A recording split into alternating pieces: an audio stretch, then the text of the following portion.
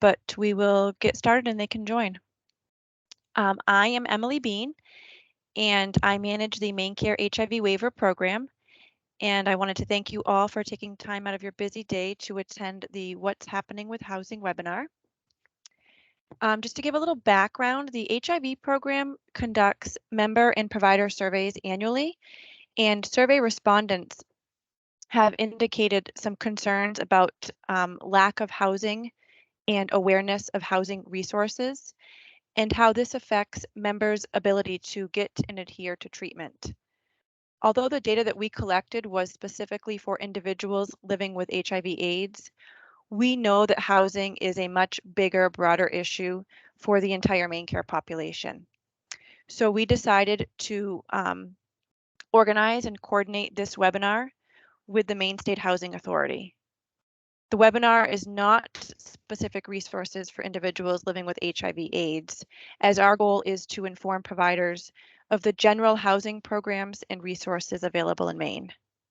We have scheduled some time at the end for questions and answers, but as we go, feel free to type any into the questions, the chat or Q&A section. There are quite a few folks on this webinar today, so we will try to get to as many as we can.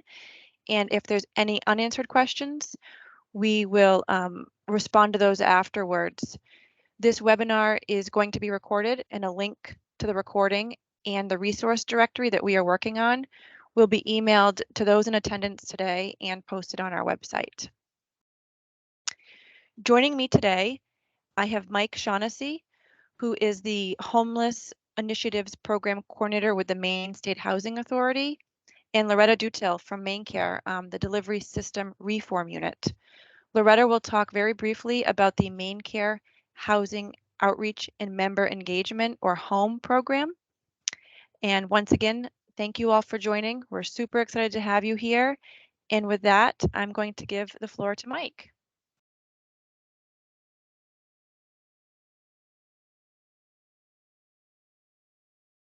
I cannot locate Mike.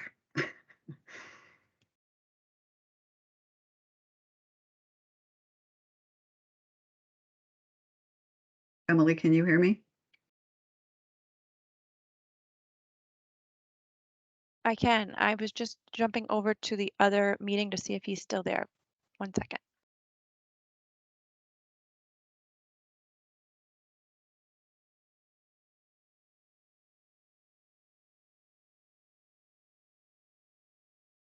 Apologies for the delay.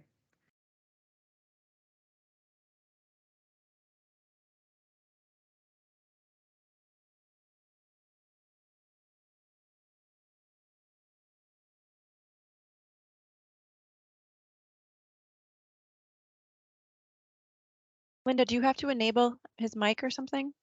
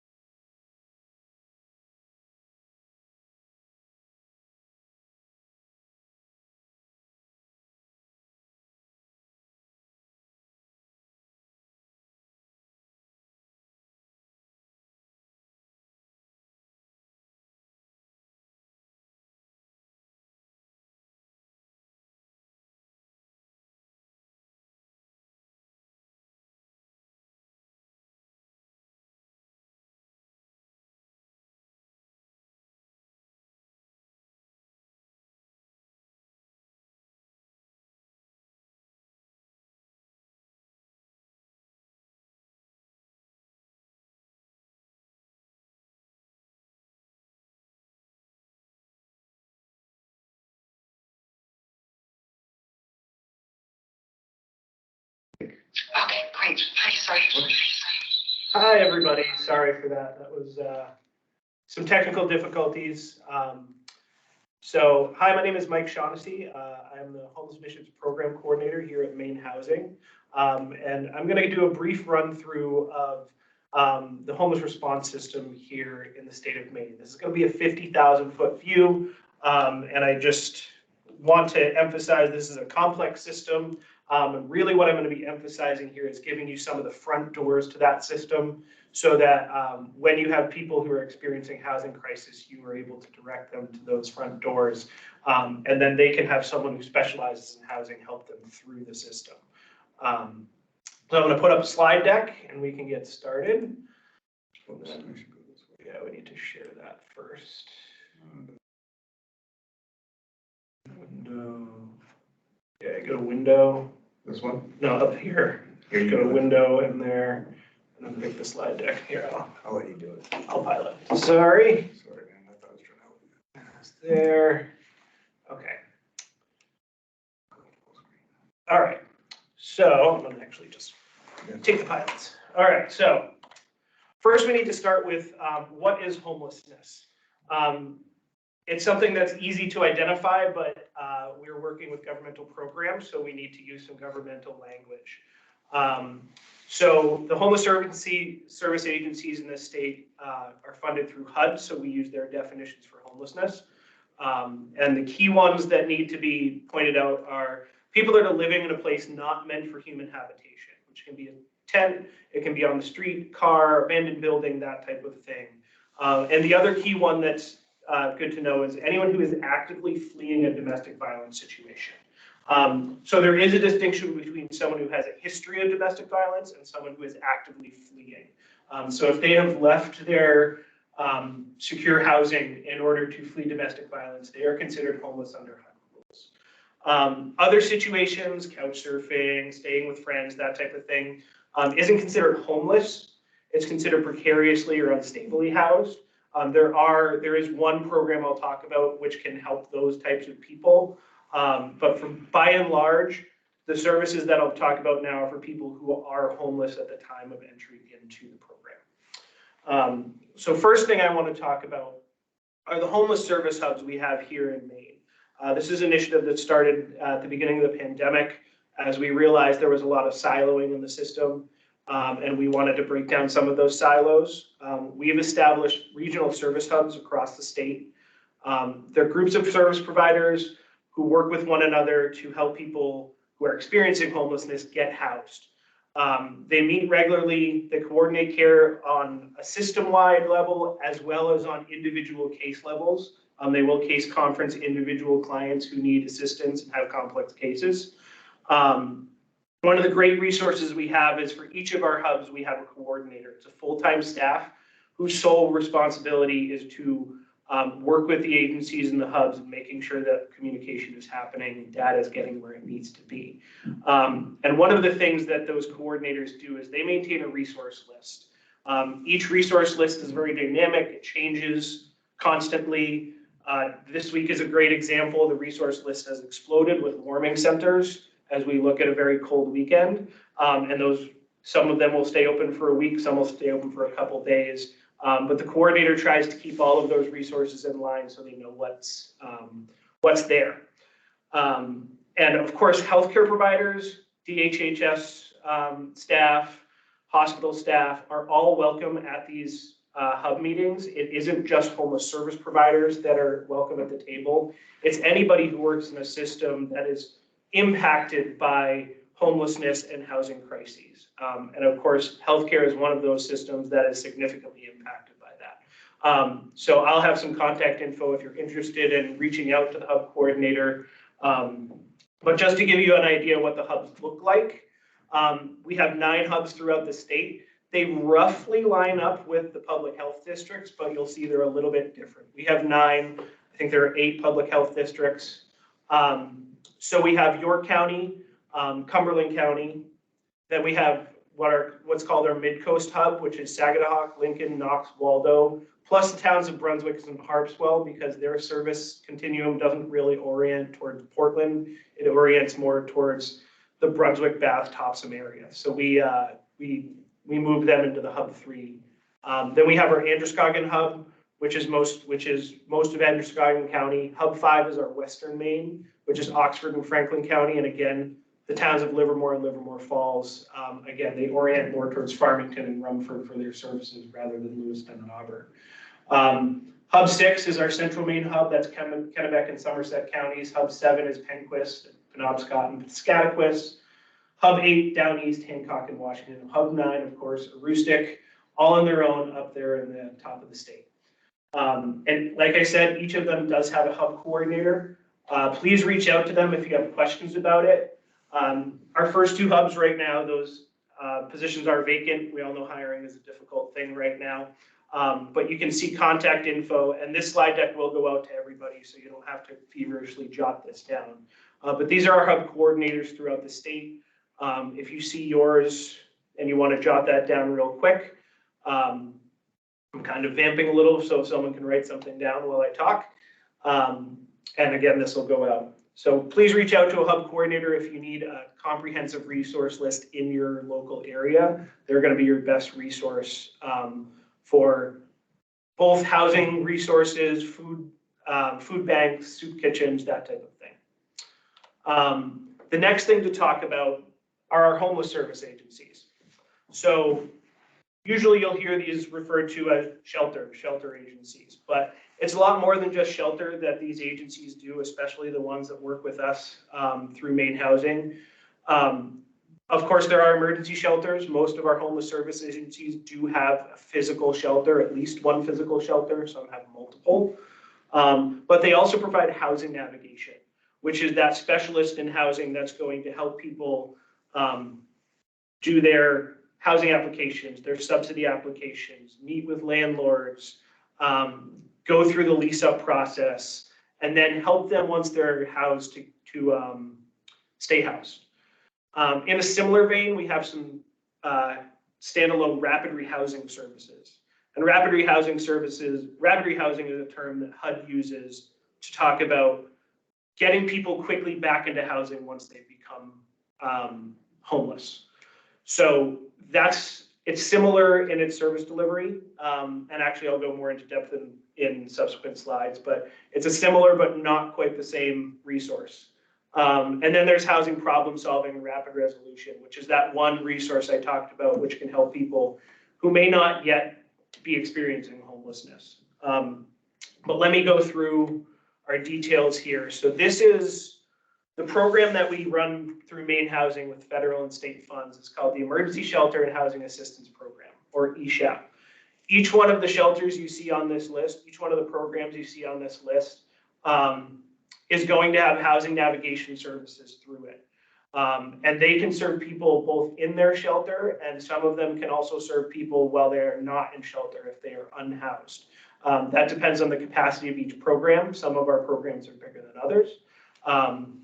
But for example, Knox County Homeless Coalition in Rockport actually serves more people through navigation who are unhoused than they do in their shelter itself. But you can see if you look at this, most of the places we have population in the state of Maine, there is a shelter somewhere. You'll also see that at the bottom, there's different types. There are domestic violence providers who specifically serve people who are fleeing DV. That being said, all of our shelters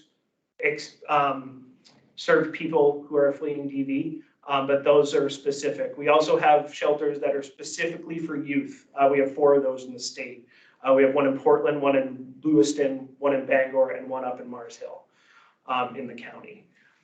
There's also, some are adult shelters, single adult shelters, some are family shelters. So you see a lot of shelters across the state. There are different varieties in different places, but there is a shelter probably not too far from you, one way or the other. And again, all of these can also provide housing navigation to people who are not currently in the shelter if they have the capacity to do so.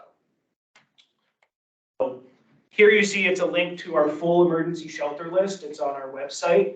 And again, it's broken down by adult, family, youth, and domestic violence provider. This is actually a more comprehensive list than that map I just gave you. The map I just gave you is all of the agencies we partner with. I looked at the list yesterday. I think there are 6 shelters in the state that do not participate in ESHAP. They are privately funded. So their programming requirements may differ from what the ESHAP shelters are. Because obviously as a state-funded program, the ESHAP shelters have to abide by certain federal and state regulations. So, but it is a comprehensive list. We do update it regularly. If a new shelter comes on or a shelter closes, we make sure that it's up to date. So anybody who is seeking shelter can go to this page and find what they need. Rapid rehousing, I realize I have about 2 minutes left. It supports people to move quickly into housing, and there are 6 programs throughout Maine. These are standalone from a shelter, even though a lot of them are shelter programs. York County, Preble Street in Portland, also City of Portland and Amistad for our biggest city, Knox County Homeless Coalition, Mid-Maine in Waterville, and Aroostook County Action Program all have rapid rehousing programs that can help people get from homelessness into housing, and they have a couple extra tools from our navigators to help them. Housing problem solving, it's embedded in most of our funded agencies, and it's less of a program, more of an approach, where we look to find quick creative solutions for housing crises. And that can be things like you need a gas card to get to your aunt's in Waterville when you live in Presque Isles because your aunt can put you up for a few months, or things like that. There is some flexible funding that's available for that, and those are through our eShop providers, a majority of our eShop providers. So you can reach out to an eShop provider and ask if they have housing problem solving. Finally, we have a new program, and this is to bolster the housing navigators that are in our shelter system. And so these agencies listed below, and again, this will come out, also have housing navigators within them. And as you can see, they're throughout the state, all the way from the county down to York County. So all of these providers have housing navigators as well. This is a pilot program. We're hoping to continue it on into the future. But for right now, if you want to reach out to any of these people, they'll be able to provide housing navigation as well. And all of these are subject to capacity, but these are all the front doors that I think are most useful to people who are working with individuals experiencing a housing crisis. So I am about 20 seconds over, and I will hand it back to our facilitator. Thank you, Mike. Up next, we have Loretta talking about the Maine Care Home Program. Great. Thank you, Emily. Good morning, everybody. My name is Loretta Dutel, and I am the Operations Manager of the Delivery System Reform Unit here at Maine Care Services. And I will be speaking with you, just providing you a little bit of an introduction to the Housing Outreach and Member Engagement Program, also known as the HOME Program.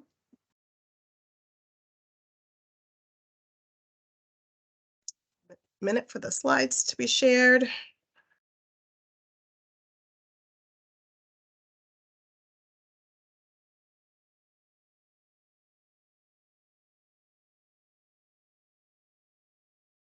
Great, we could just jump to the second slide, Linda.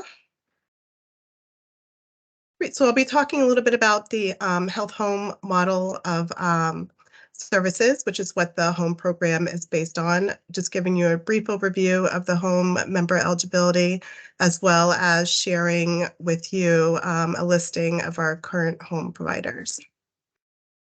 Next slide. So the HOME program, the Housing Outreach and Member Engagement program started here at Maine Care late last year. We rolled it out around September 2022. So it's a fairly new service. The goal of the service is to provide housing outreach and member engagement services for eligible members with long-term homelessness. The service is based on the health home model of services, and that focuses on the whole person approach to comprehensive care management, really ensuring that both physical and behavioral health needs are met for members. And this involves a team-based approach to care to ensure that members are getting all of the covered services, which include the services listed here, comprehensive case management, care coordination, health promotion, comprehensive transitional care, individual and family support, as well as referral to community and social support services. All enrolled members will also receive a person-centered plan of care and comprehensive transitional care, including regular follow-up to ensure that the needs are being addressed. Yes, this is, I see sorry, I'm looking at the questions here. There's a question about whether this is available to main care members. And yes, this service is available to main care members. Next up, we're on the next slide. So these next few slides talk a little bit more about the eligibility for this service. Once a member is referred to a home provider, the home provider will then make a determination if the member meets the eligibility requirements for the program. Member must meet the definition of long-term homelessness listed here, and then also be diagnosed with 2 or more chronic conditions and or 1 chronic condition and be at risk for another. Next slide, please. So this slide lists the eligible chronic conditions and risk factors that home providers will consider when determining if a member is eligible for the home service. And next slide.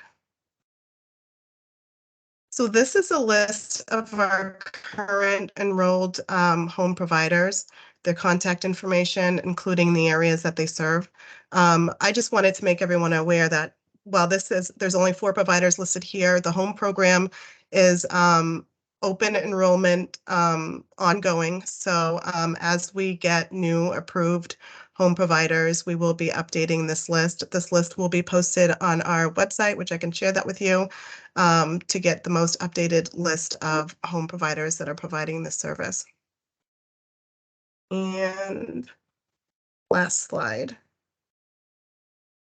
Yeah, if you even, after this presentation, if you have any questions about the home program, feel free to email us at this email address. We'll be happy to field any questions that you might have on this program.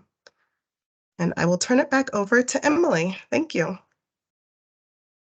Thanks, Loretta. It looks like we did get one question in the chat from a Victoria that's asking if there is a homeless family. Does it have to be the guardian who has those diagnoses, or would they qualify if they have children with those diagnoses? Is this for the home program? Yeah, I think so, yeah. Can you ask that question one more time? Yeah. If there is a homeless family, does it have to be the guardian who has those diagnoses, or would they qualify if they have children with those qualifying diagnoses? I think what the home provider will do is they'll evaluate the family and they'll make a determination if based on the diagnoses and also based on the history of homelessness, if they qualify for the program. Okay, and we have a Nicole who's asked about duplication. If someone is receiving home services through one of those providers that you listed, is it a duplication of services if they are also getting mental health case management? Yeah, there is some duplication that the home providers will have to determine when they make an assessment of members in the program, and they will have to coordinate with the family, with the other provider, if there is a duplication that exists. But there are a number of services that would be considered a duplication to the home program service. But that provider would have to coordinate and make a determination about that. Great, thank you. And one more question came in from a Kathy. Are these programs in Portland full or accepting new people into home program? So these programs in Portland, they just started. I would definitely encourage folks to contact those services and find out if they are accepting members, but I anticipate that they will because it is a new program. I see another You can certainly question. contact Do you them. see the question from Sarah? Nope, go ahead and grab it, Linda. Any assistance for a rustic at this time? If you want to bring back the listing, Linda, if you can bring up the listing again. It has the listing of the areas that are covered. I'm not sure if a Aroostook is up there at this point in time, but if you want to bring that up. While she's bringing that up, we've gotten multiple questions about duplication with section 17, Loretta. Mhm. Can you speak, is this duplicative with section 17? Yeah, so section 17 case management services would be one of the ones that would be considered a duplication. But what I would say is I would definitely encourage folks to connect with the home providers, and then they can coordinate with the family around those duplications to help them make the best informed decision about their services. Can you speak at all about any plans that we have to fill gaps? Like one attendee noticed that there's not many contacts for the Kennebec and Somerset County. Are there plans to fill those gaps? Yeah, where this is a brand new service, we are getting, interested providers that are interested in providing this service.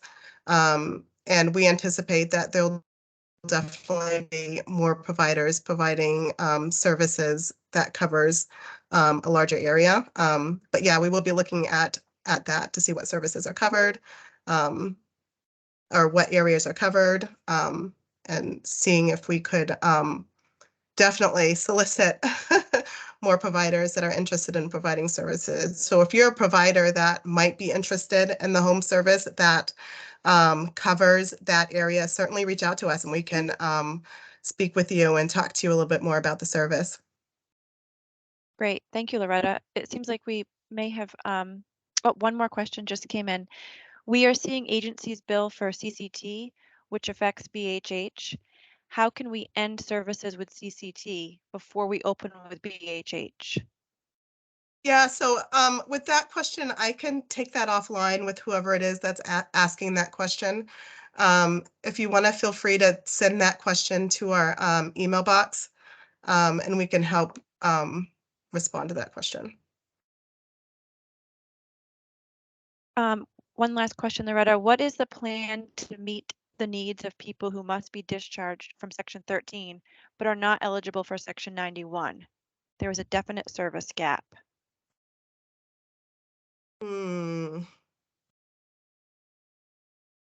What is the plan to meet the needs of people who must be discharged from Section 13 but not eligible for Section 91? This is a definite service gap. Yeah, I mean, that I would definitely have to take back, and we can certainly respond to that when we respond to the questions. Great, thank you. And we will make sure everyone on this call has the contact information for the presenters today, and the slides will be sent to you and posted on our website, MaineCare's website, along with a recording of this webinar. And I also want to mention that we are working diligently on a comprehensive housing resource directory, and that will be sent to folks on this call as well as being posted on our website once it's completed. So keep your eyes peeled for that. Thank you all again for attending, and in the interest of time, we will end the call now. Thanks, everyone.